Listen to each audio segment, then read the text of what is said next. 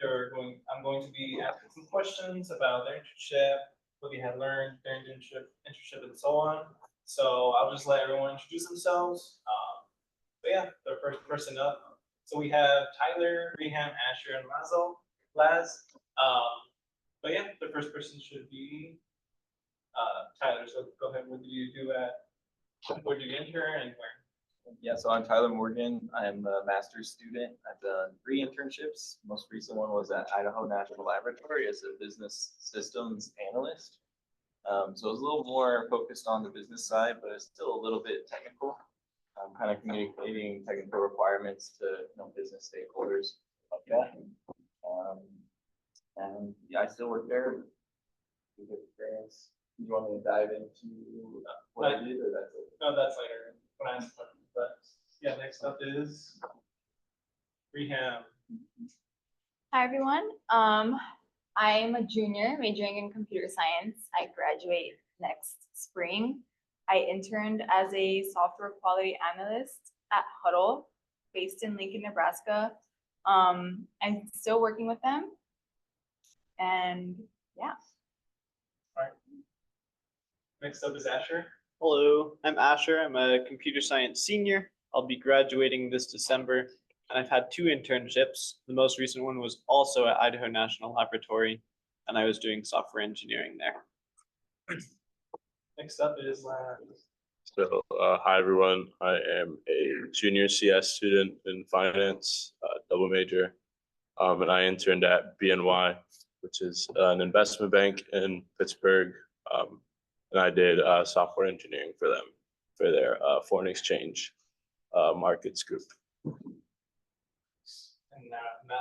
now less is Juan. Hi everyone, I'm Juan. I'm a graduate student here at UTRGV, majoring in computer science. I had a couple of internships as well, but my more recent one was being a UX UI research and design at Amazon in Washington. Yeah. All right, well, we do have 6 questions that we need to go over, but particularly the first question is, and we'll start with Tyler. And of course, if anyone wants to jump in as well, going over Tyler. But the first question is, can you describe your typical day or week in your internship role or your main responsibility? Yeah, so a typical day for me was, again, very business oriented. So I did a ton of meetings. Part of that was just because a major goal for me out of my internship was really most of the networking aspect of it. So I was talking to anybody and everybody I could. But generally, I had multiple projects. They kind of all centered around this idea of being able to communicate deliverable work that was being completed and maintaining systems used for business functions. So like all of the accounting software, the payroll software, all those different systems were administered by my team. And so I kind of try and figure out ways to communicate everything we were doing to management and upper leadership. Repeat the question. No, it's okay. Okay. Yeah. So Hudl is a sports technology company. They focus on high school sports, elite sports, and club for all over the United States and in national teams. So my squad focused on messaging and communications. So my kind of day-to-day role was doing a lot of manual and smoke testing to making sure that the messaging platform was up and running and working fine. And a lot of the devs were working on new features to improve messaging every single day. So it was a lot of just manual testing and making sure that those features were working and not being buggy for users who were going to use it. We like to describe QAs as the user before the user. So just making sure that everything is fine before it gets deployed into production. And besides manual testing, I did a lot of automation as well. So API automation, just making sure that when a user hits a certain endpoint, I'm in charge of making sure that they can hit that endpoint. What I could describe it. So yeah.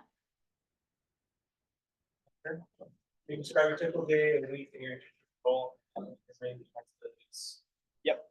So my internship, we had what were called 4-10 schedules. So we only worked 4 days a week, but we had 10-hour days. plus a almost hour-long bus ride out to the laboratory site each morning and back. So it was about a 12-hour day. I'd wake up about 5 a.m. I'd get coffee because I couldn't function otherwise. We'd make the trek out to the lab. I carpooled with two of the other interns on my team a lot of times. We'd show up. If we had development work that we were doing, we'd get started on that until about 1 p.m.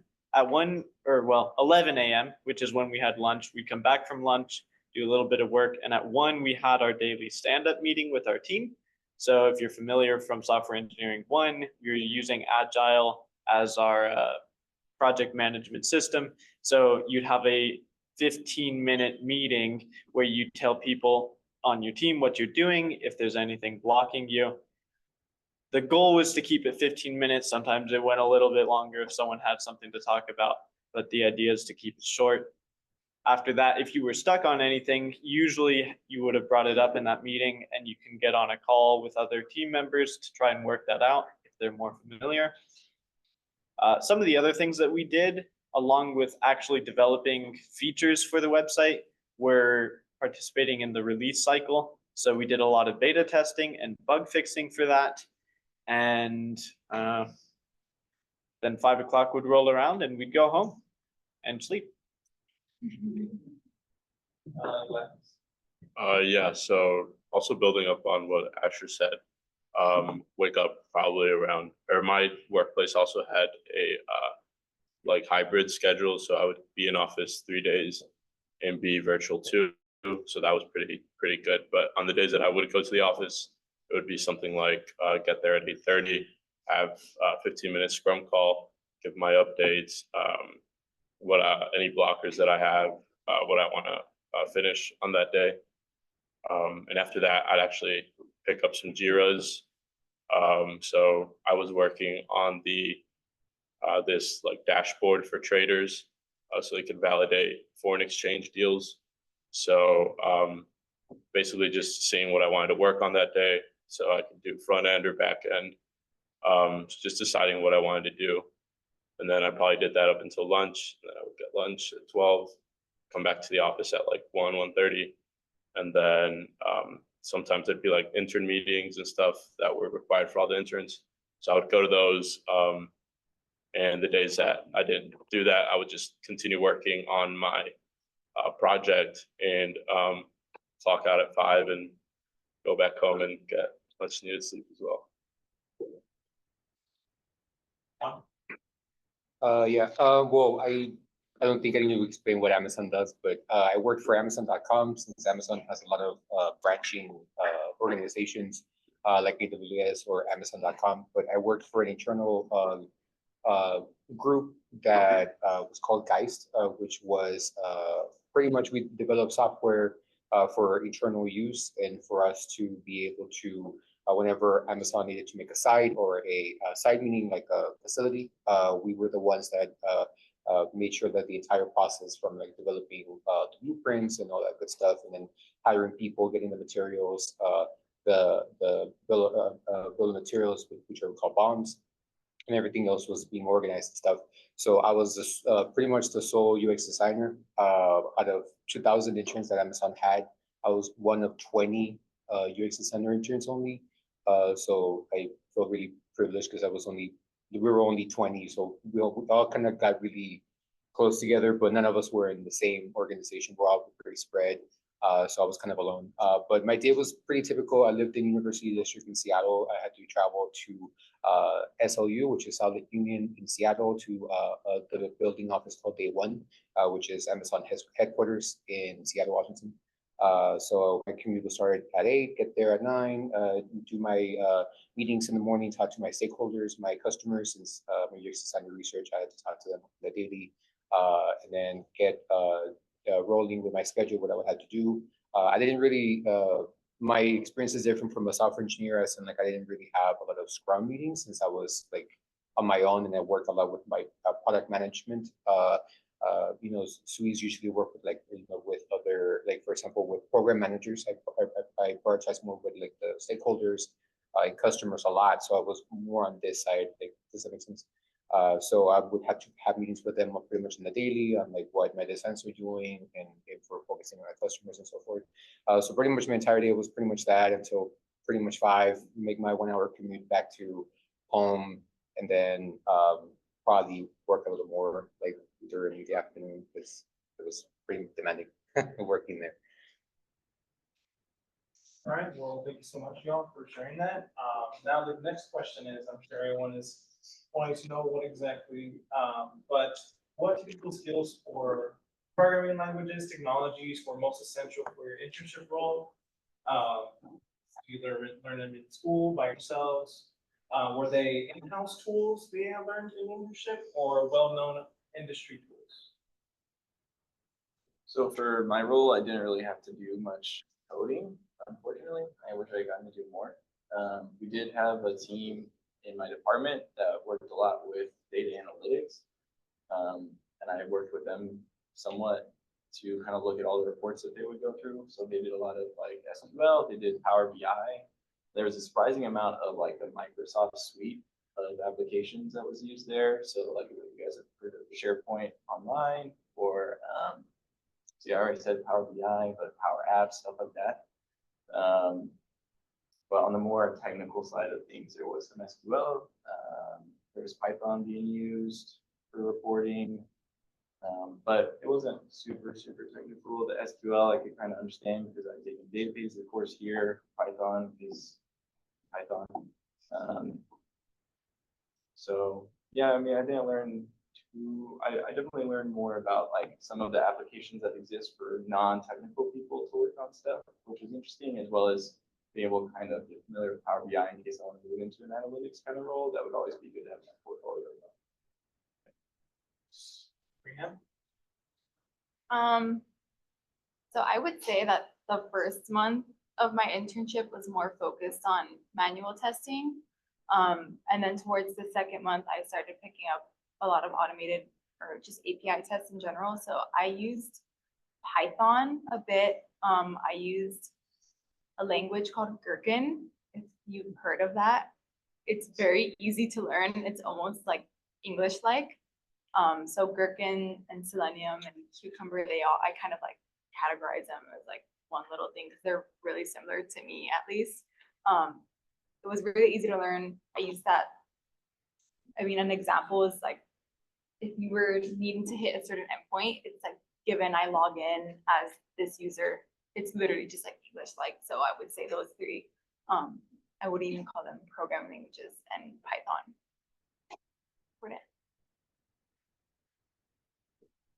In my team, we used Ruby on Rails and TypeScript to build a split architecture web app. The back end was developed using Ruby, and the front end was TypeScript with Angular.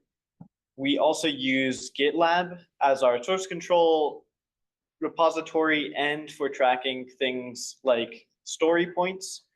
So instead of Jira or Azure DevOps, we use GitLab. It's the same UI. If you know one, you kind of know them all. And I think the most important thing to learn for the role that I had specifically would be Ruby on Rails and TypeScript, along with Ruby testing, because we used a fair amount of that. So if you're taking summer during one, definitely pay attention. Yes. Yeah. I think that's still the language for sophomore engineering one for sure. So Yeah. If you're taking that, please pay attention, not just also, but last, go ahead. Yeah, so my team, for our back end, we did Java and Spring Boot. And for our front end, we did Angular and TypeScript. And then we also used like Figma to draft web pages before we even built anything. So definitely Figma, and GitLab as well for source control. And that's basically it for BNY or my team. For me, I know that the software engineering team that I was working with, they work with Java and Python, but Amazon has an internal tool that does translate. So you can pretty much work on a lot of the different languages and they'll just do it for you. And for me, since I do a lot of research in UI, I did work a lot with Figma, with Photoshop, a lot of design tools. Um, Definitely a lot of communication tools since I have to do a lot with meetings, things like that. A lot of documentation tools and so forth. I mean, I know my experience is a little bit different, but a lot of my technical stuff was, relegated to like Figma, since that's pretty much like the number one thing that we use, like Photoshop, to design whatever I need to design. So, Alright, so I'm sure y'all have heard of multiple times of TypeScript. Really popular, I imagine, pretty much the industry standard. So if you're curious about what to learn, definitely TypeScript should be. The next question is, how did you prepare for the internship application process, including resume building and interview preparation?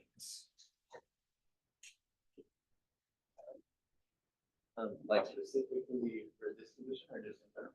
For this, for INL, yes. Okay, so for INL, they, like it's a lab, like it's a government. I mean, they lease it out to a private company, but it's basically like a government-owned lab. So they have their own portal and they have their own process in terms of background checks and stuff like that. So there's kind of an extensive amount of filling out, where you live this past 7 years. It was kind of tedious and that's really annoying. But like once you got through it, you could just apply to a bunch of roles really easy because you could just copy your application over. So yeah, I had my resume. I've been doing a lot of stuff to prepare in terms of extracurriculars. So I filled out an application and then I just spammed like 10 different jobs and eventually got a call back for an interview.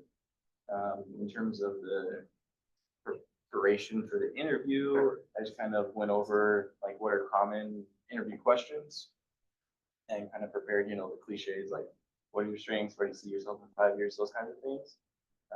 But I also made sure to practice the star format of interviewing where it's, what is it, situation, I don't know, it's also CAR, so context, action, result. I remember that one's here. So like preparing your responses and even your resume too, where you're specifying the context of some problem or example related to your, like putting your answer in terms of like a story format that has a context related to the question they're asking. And then what you did, the action you did to address that context and the result.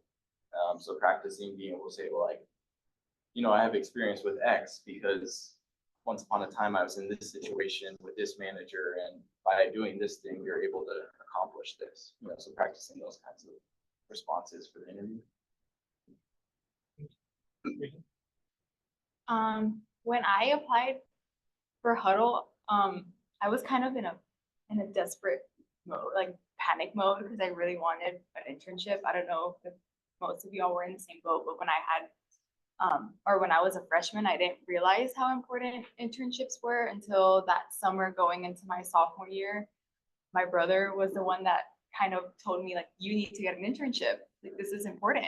And that's when I panicked. And I guess I started connecting with a lot of individuals who helped me out in building my resume. I connected with someone who was an intern at Humana, and he was super helpful and would Zoom with me and go over my resume and helped me add some stuff, delete some stuff to really tailor it to start applying to companies. And I had just finished CS1, so I didn't really have much technical experience in general, or even anything like spectacular to put on my resume. And so I went to this like GitHub repository. I don't know if you guys have seen it, but it's just like tons of internships posted every single day. And I was using the same resume and just spam applying to internships like 5, 6 a day. I think I had applied to maybe 70 by the time that I got my Hudl internship. When I applied for the QA role, I didn't even exactly know what QA was. I saw software in the name and I was like, okay, cool. And my roommate was the one that pointed out the company to me because I was explaining to her all about internships, and she pointed out Hudl and was like, I used that when I was in weightlifting or CrossFit or whatever. So I was like, okay, cool, I'll apply. And I had gotten the interview. It was a technical interview, and I was preparing with LeetCode because I thought, like, kind of SWE related. You have to prepare for LeetCode, just like LeetCode easy problems. And when I actually had my technical interview, it was nothing coding related at all. They had given me a snippet of their like calendar and the way that they have events for their football games, and were asking me like theoretical questions, like if there was a bug with this part of the website versus this part, like which one would you introduce to your team first and why?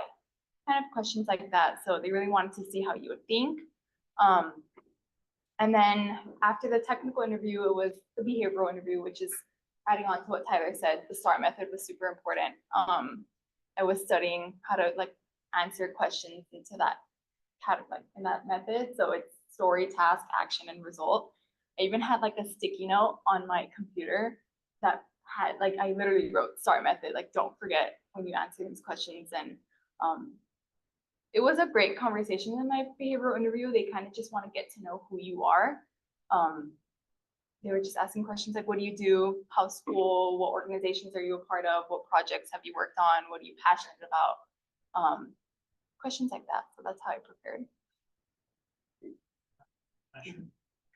So I didn't think I was going to have an internship last summer. I had applied to a bunch of companies, heard back from none of them, or heard back from a few and they were all no's.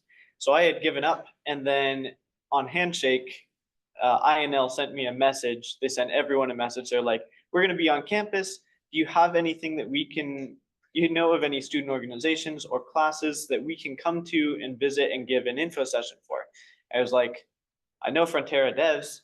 So I contacted Cassandra and she helped me set up an info session for the INL recruiters. Some of you may have been there last year and they were really happy with that. So they're like, hey, can we take a look at your resume? Can you see what options or what roles we might have?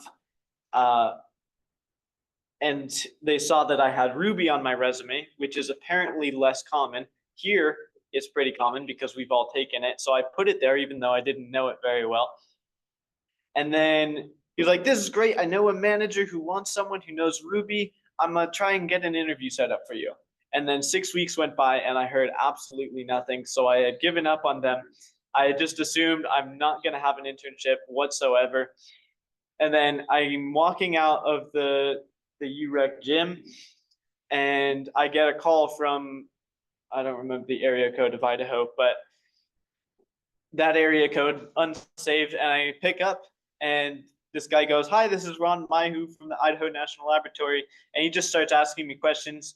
And at the end, it was like a 15-minute call. At the end of it, I go, so are we gonna set up an interview? And he goes, this was one. I go, oh, okay. And he goes, yeah, we'll have another one tomorrow. So I didn't have any time to prepare for the interview, but what I do for any interview that I've ever had is I research the company. I go to their website. I look at their about page. I have no idea what the star stuff is. Sounds fancy. I go to their about page, look at their mission statement, look at the things that they do. I look at what's important to them so that I have questions to ask them. And then I go to glassdoor.com and I look at the interview questions that are commonly asked. And I practice those. There's also a lot of like general behavioral interview questions, which you can look up and practice those. I've done that before.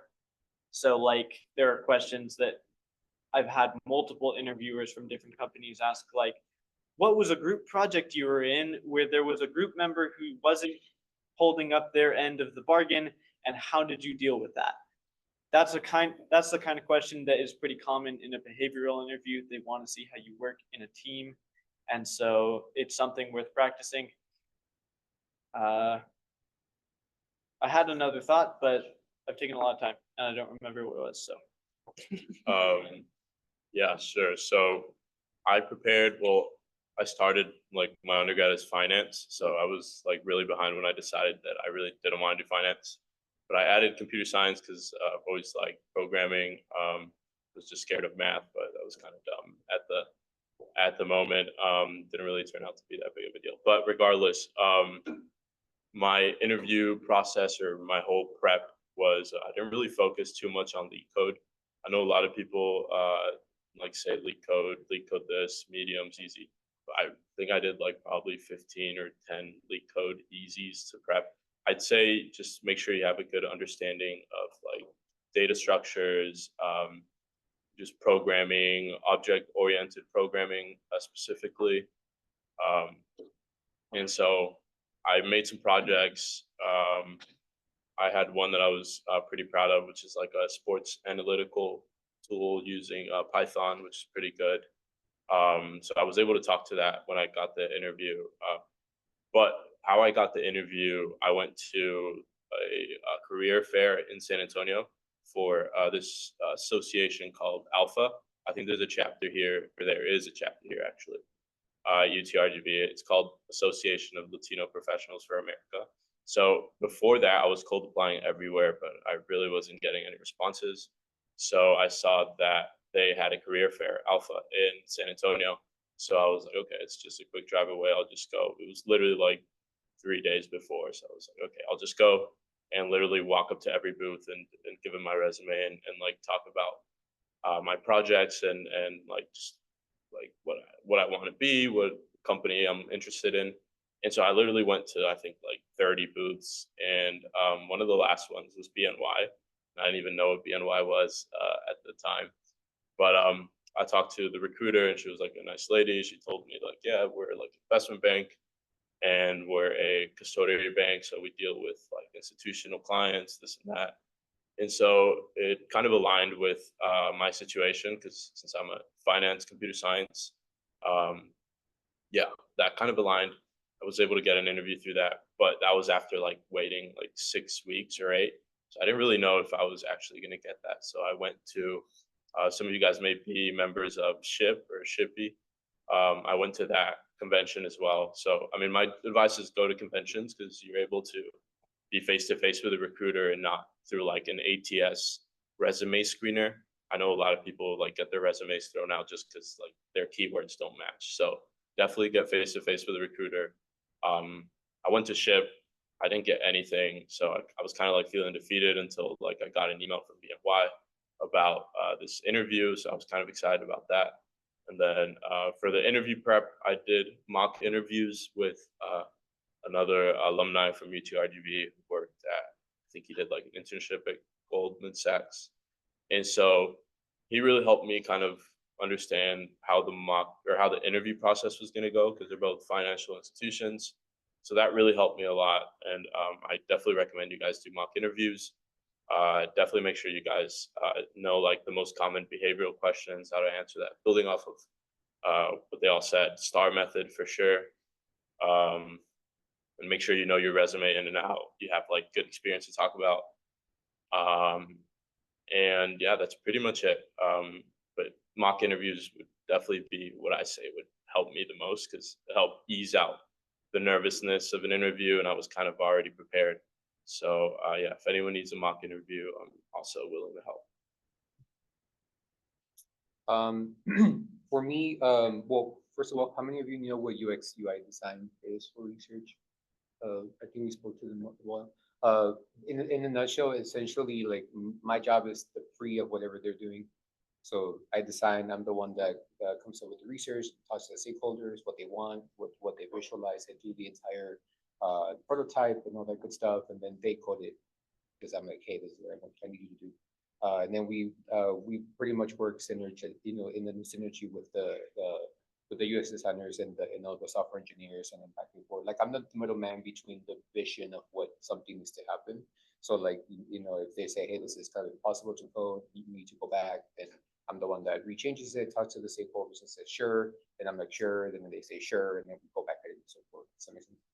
For me, I got lucky. I was actually checking my handshake. I don't know if you guys have that. Recommend you really having an update. I was checking for some reason my handshake, which I never did. And a recruiter from Amazon reached out saying, hey, like, we saw your profile, with the was going to be UX design internship happening. Would you like to apply? And I was like, okay, sure. And I've been kind of blankly sending resumes out to like companies, that I kind of wanted to work for. I really feel like desperately sending like applications to everyone kind of like messes up with your psyche because it kind of starts making you feel really, sorry for the French, crappy about yourself, because that's what I did. Like for me, I was just sending for everything and I just kept getting rejected. So I was just like, you know what, I'm gonna apply for only what I want to work at, because you kind of want to like have that, like you want to also sell yourself a little. So I was kind of like, okay, you know what, I'm gonna like not be desperate. I'm gonna sell it to like only the companies that I want. So whenever Amazon reached out, I was like, you know what, I really want Amazon. So that was the first time that I was like, you know what, let me tailor my resume to the job description, which I think the last time that I had a panel with you guys, I discussed to you guys to do. So I really, really tailored their job description to my resume, and I immediately sent it out. And then I waited. I waited for like 2 weeks. They reached out saying, "Hey, you're gonna do an interview. Pick dates." And I did. To prepare for my interviews, mine are a little bit different. I don't have any technical. What I had to do was I had to create a PowerPoint with my two most recent projects from top to end, describing the entire development process. Since as a UX researcher designer, I go through the entire thing. So I had to go through, to the discovery phase, to define, to design it, develop, and to deliver it, which is to give to the developers and then do maintenance. So I had to go through the entire thing of like how I was responsible for every step of the way and how I was doing it, and include metrics, like how everything was an impact, because companies really like it when they see on your resume that you created some sort of impact in the community, or your application did something, because if they say, oh, I created this water bottle app that lets you, I don't know, when you click on it, it makes a water bottle sound. Like, okay, well, cool, but what did that do? Like, did that do an impact? Did that do changes? Show me the numbers, show me the metrics, percentages. So I needed to be very business when I had to do that. And you kind of have to do it as well with like software engineering. You kind of have to like describe, in a business sense. Because like I mentioned to you guys earlier, like whoever was with me last year, like it's about making money. So you kind of have to think about that. Mine was a 45-minute interview about that. And then immediately after that, like I hung up, and then they called me again, and it was my behavioral, like immediately after. And mine were the same questions, like have you been in this predicament? What would you do different? Or, et cetera, et cetera, et cetera. Things like that, asking about my projects and kind of behavioral things. I do recommend the STAR method, which I can explain to you what it is, situation, task, action, and resolution or result. And it just kind of helps you kind of make sure that you don't deviate or just go off the pan and just blab while you're talking, because, people do that. And that was pretty much that. And then luckily after like 3 months of me waiting, like they finally were like, hey, you're one of the 20. So congratulations, man. So it was nerve-wracking, but it happens. All right, well, we'll go over one particular question since we do want to leave some room for the resume review part of the workshop. But I'll just skip one question. But this question is, what's one thing you wish you knew before starting your internship? Just one. Yeah, or multiple if you want. I think the main thing would be like concept of managing up.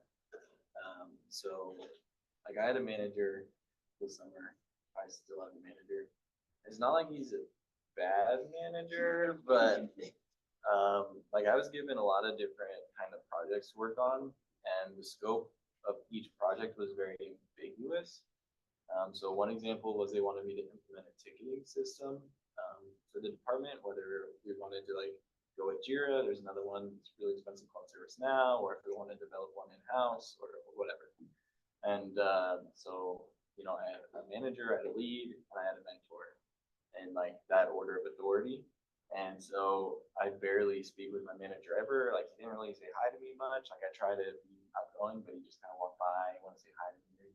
My lead, my mentor, I was very involved with them. But so I'd like work on a project, and I get feedback from my lead, and then we would meet with the manager, and then manager would be like kind of go off in a different direction than what we discussed the previous week. And so I make a lot of progress that kind of just went off the rails.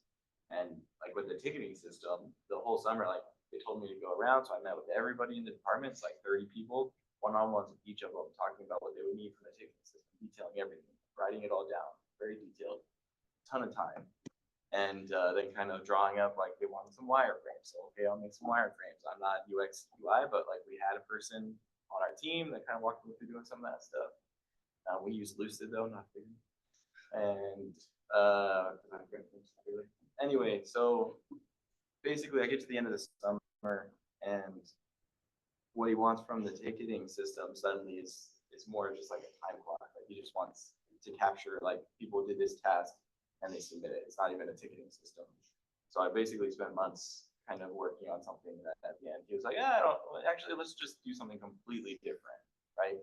So this idea of trying to be able to really figure out what it is that somebody actually wants, and then giving them a solution that maybe isn't exactly what they asked for, but addresses the underlying need that they're really requesting, is a skill that I didn't really have and I'm still developing. It's difficult, but I think it's important. Like you talk about like an agile methodology for software development, or even just other stuff. Like we would use some Scrum methods and like Kanban boards for the reporting team. But just having this mindset of being able to really kind of iterate, but like check back in with stakeholders and get a clarifying like insight to what it is that they actually want. Because a lot of times I would talk to this guy and he'd forget what we talked about a week ago, and it's just as difficult. So really being able to work on that communication of like really like what is it that you actually want. There's even like this book, I think, of like, I forget this a little bit.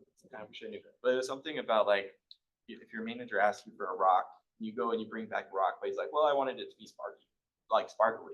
You're like, okay, well, you never said you want a sparkly rock, but fine. And then you go get the sparkly rock. And he's like, well, this is too big. I want a small sparkly rock. And you're like, oh, okay. So you go back, you get a small sparkly rock, you bring it back to the manager, and then suddenly you want something else, right?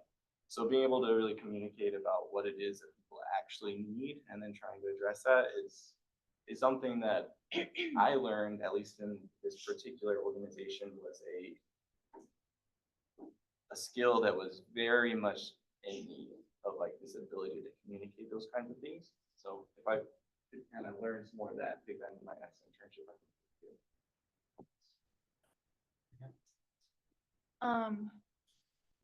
I think the one thing that I can think of is just advocating for yourself and connecting with people as much as you can. So I had a personal story. I also have like a personal story when I was in my own internship. I was my manager's first intern. So she kind of, I appreciated like being walked through every single thing because that made me learn everything in detail and not really just like left on my own to figure it out. But when I would speak with other interns and stuff, they'd be like, oh yeah, like I have one-on-ones with my manager and we talk about like expectations and stuff like that. And I didn't really have that much with my manager besides just like messaging each other on Slack, like here and there, and like, hey, did you finish this? Yeah, it's deployed or something like that. So I guess just I had a conversation with her like, hey, can we have more one-on-ones? And she's like, oh yeah, sure. Like you could have said that. And I was like, well, I didn't know. So yeah, just like advocating for yourself. And I was doing a lot of manual testing, like I said, the first month of my internship. So even me telling her like, hey, I kind of want to do something a little bit more technical. Like I want to do more of like the API with this. You guys are talking about API automation. Like I want to learn about that. Like, what is that? I saw the other QA interns doing it. She's like, oh yeah, like we have a bunch of these tests I need to be like get done. I can walk you through them. I was like, wait, I didn't know this. So I guess just, yeah, really advocating for yourself. If you want to do something, or if you have questions, or you want to talk to your mentor or your manager about how you're feeling, or just what you want to learn, even something new, like they are all ears. I don't think anyone would ever just tell you like, actually, no, like they are there to help you and help you learn. And then adding on, just connecting with people as much as you can. I didn't really know to do that like until during my internship. So I wish I could go back and like schedule meetings more with people who were like software engineers or PMs, or even like my CEO and the CTO. They were all working at the headquarters. So I wish I was able to just like message them and be like, can we meet up for lunch? Even something like that. I wish I was able to do that more. So that's what I would say. So I'm going to reiterate what they both said and then add slightly more. Advocate for yourselves. There was a point during the internship where all three of us interns were feeling like we weren't getting enough feedback from the other developers. They would go, oh yeah, this is going great, great job. And then, they were super busy because it was 8 developers and 3 interns managing about 4 different applications across the laboratory. and actively developing them. So they were super busy, but as interns, we wanted feedback to know if we should be doing things differently. And so we ended up going to them being like, hey, we don't feel like we're getting valuable feedback right now. Can you change that? And they did. So that's the first thing, advocate for yourself. Second thing, make sure you're getting those project requirements. We also had a similar problem where we were designing a feature and then there was an architect and there was a senior developer and they disagreed on what needed to be done. And we didn't communicate with both of them and they didn't communicate with each other. And so we spent about a week developing something and then the architect goes, we can't use that. And we had to revert it and start over again. So make sure that you're getting those requirements before you start designing and building it. And then the thing I want to add is make sure that you're not scared to communicate with your team. At first, we got there and we're learning this whole incredibly complicated web app. There's two languages to learn. There's a new framework to learn. There's a testing framework to learn. There's just a huge custom code base to learn where things are. And the other developers already know where things are. So don't spend time lost in the code being like, I don't know what's going on. Just reach out, ping one of your team members on Teams or Slack or whatever you use and be like, hey, I'm a little lost here. Can you hop on a call for 5 minutes and show me where this thing is? And everyone on my team was happy to do that, but they're not going to reach out to you. You need to reach out to them. Yeah, so I agree with everything that they said. Not to like repeat what they said, I think I would also add to not really stress about it too much. I remember before I started my internship, I was extremely nervous. I was like, am I good enough? Do I really know how to like write code? Which I mean, obviously I did. I got the internship for a reason, but I was really in my head like thinking like, what language? Like I don't know. I took a Java class, but I don't know Spring Boot. I don't know Angular. I don't know Figma. Like it's gonna suck. I didn't even know what language I was gonna use up until like a day before I started. So, but in retrospect, I was probably the best mentality I could have had because you don't want to fall into like the mindset of imposter syndrome where you don't think you're good enough. So definitely don't sweat about it. If you get the internship, you got it for a reason. So that should give you confidence and know that you're there for a reason. So that really helped me. Another thing is ask for help.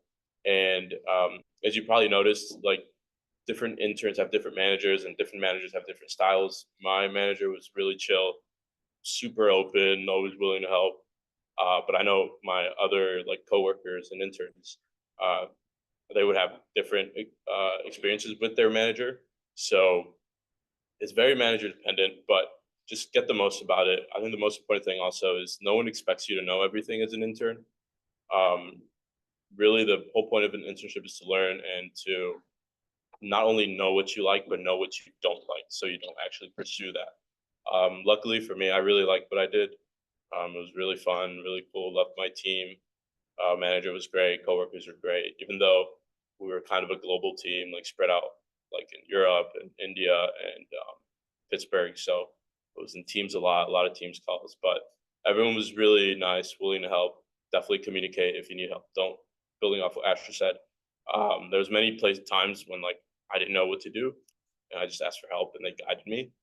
So definitely ask for help. Don't spend like your entire day trying to figure out how to like center a div when you can just ask them, right? So, yeah. Well, I'll keep this short and sweet. A lot of what they said is in fact with what I experienced. One thing that I can really tell you guys to learn before you get into anything, I think, is learn about the business side of what we do. Especially because like as a software engineer, UX UI, research, data, whatever, like I've done everything. I always struggle with the aspect of the business part of things. So you always have to remember that like if you're in the business of, either you're in the medical field or tech, they're out there to either make money or save money. At least for Amazon, that's what it was. It's either you're making money, or saving money, or depending on what you do, you're saving lives or whatnot. So you always have to think about what is the really purpose of what you're doing. It's not just to go out there and code something cute and like be like, hey, this is it functions, this is cool, but does it save time? Does it save us money? Does it make us money? What's going on? Like you need to make sure that you're thinking about that always, like in the back of your head. The same thing with me in regards to advocating for yourself and things like that. Amazon is a humongous company all over the world. So me being one little intern at a big global little organization like what we did was very scary, very frightening. So definitely had to learn like what the company is. You know, obviously their leadership skill, their leadership values, because every company has leadership values, principles, things like that. For us, we're 9 to 10, no 10, 10. And so you really have to learn like what your job entitles with those leadership principles, because they'll really grill you on them. You know, they'll really tell you like, hey, you know, are you, you know, valuing this? Is like what you're doing come with, like, for example, learn to be curious is one of our principles, or ownership, things like that. So you have to really learn about the company. Advocating for yourself as well. Make sure you're speaking out when you have an issue, when you have a problem. My manager was also kind of new to what he was doing, but me being me, like I kind of was always demanding, like, hey, I need to make sure that you know we're touching touching base with you, and you know make sure we're on alignment, and can we have meetings and so forth. I would just don't be afraid to bother them. Obviously, ask, you know, if they're in a meeting. Obviously, don't just give them a call. They're going to obviously be like, hey, but I would always be like, hey, can we set up a meeting? Because we had like an internal tool that we speak to each other, like Slack. So I would be telling them like, hey, like, can we set up a meeting for later on because I have some questions, or like I just need some clarification. Just make sure that you're very specific, because I know for me, it can be looked as like hand holding or things like that. You know, I had to be very specific. It's like, oh no, I just want to make sure that my work is like in par to what your expectations are and so forth. So yeah, it's pretty much that. I really think that you need to learn about the business side of everything, not just. I know it's kind of annoying that we had to learn about a lot of things. You're already swamped with doing algorithms and the structures, blah blah blah. But learning about the businesses, trust me, is going to help you along the way. Like you can really, like if they ask you a certain question, the behavioral or technical, you can really like really get away with like being like, oh, but I know the business side of this. Like, oh, like this can contribute to this because of this. Does that make sense? And you will look really really good on like interviews, and like you'll know what you're talking about. And also thrive with imposter syndrome. Like I trust me, I'm an imposter, but like like a lot of us are. Don't be afraid. Like just fake it till you make it. Trust me. Like you'll be fine. Like trust me, you'll be fine. I know it sounds really counterintuitive, but trust me. Like you're gonna make it. Like you're gonna make it. Like I didn't know anything about UX/UI until I took a class here, and then I literally faked my way all the way to Amazon. Like you can do it. Like and because it doesn't mean that I don't know anything. It just means that you don't know everything. And I think that like I guess have to be very specific about that. Like you'll never stop learning. I think when you think that you know everything, I think that's when you're something wrong. So if you always have this imposter syndrome in your head, I think you'll like make you thrive more, and I think it'll like make you excel at what you're doing. Because like you'll never stop wanting to learn and get better at what you do. Does that make sense? All right, well, we are already going over to the resume review part of the workshop, but before we begin, maybe if anyone has any questions, we could take about 5 minutes to answer them, but after that, we'll go to the resume review part of the workshop. But yeah, anyone has any questions? I just want to make like a slight comment, adding on to what Juan said. When I had my technical interview, I even told my interviewers, like, please bear with me. I just finished like CS1. I really don't know anything. And they were super, like, they laughed. They thought that was funny. But it's just like, don't be scared if you feel like you don't know anything. You'll make it through. Everything will be okay. You're there to learn. So it's the importance of it. I saw you raise your hand. Qualifications or the characteristics that you think you stand more apart versus other possible applicants that apply to the. Okay, yeah, go ahead.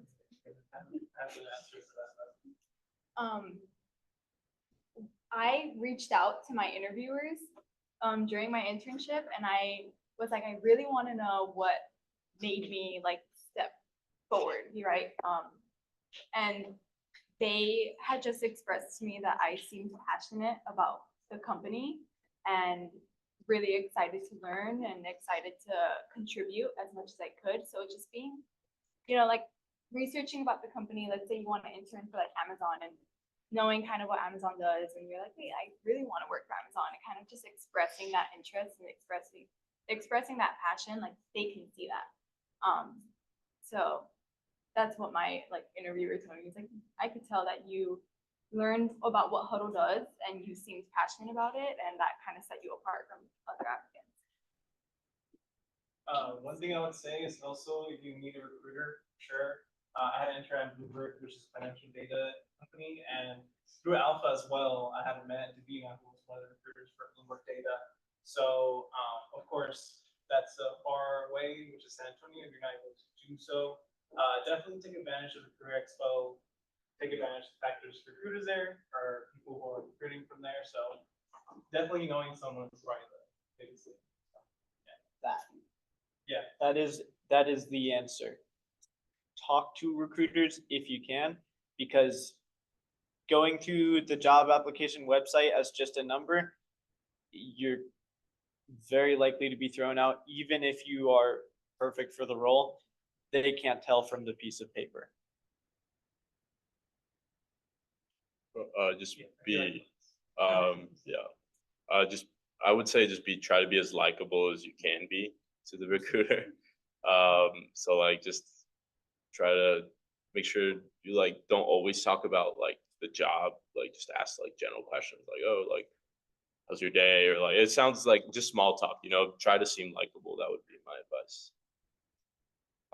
For me, confidence. The thing is, I have ADHD, so for me, it's really hard to like keep like an attention span on like something I de-associate a lot.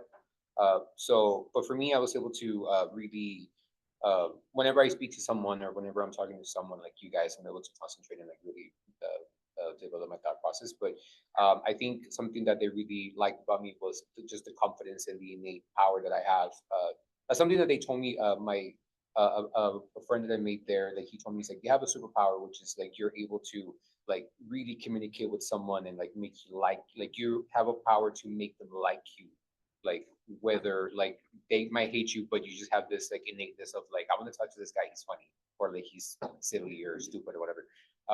Because I might say something dumb and then you might be like, oh my god, it's funny, like he's likable, and he's like exploit that superpower, because like that will get you to do a lot of things. And unfortunately, when I like got out of Amazon, like a lot of like my stakeholders and a lot of like people that I work with like are now working with me like on like projects and stuff, because they wanted to see me thrive and like get me to like have like recommendations, and like I'm also gonna get recommended to like other companies and so forth. So like, because like the network really happens. Like once you start networking with people and mingling, like somebody will just be like, hey, like I happen to know someone that is the daycare of my puppy in the weekend that so happens to work at Apple, like you want a job there. Like it always happens like that. So like just communicate with people, talk to people, like increase your network, add people on LinkedIn.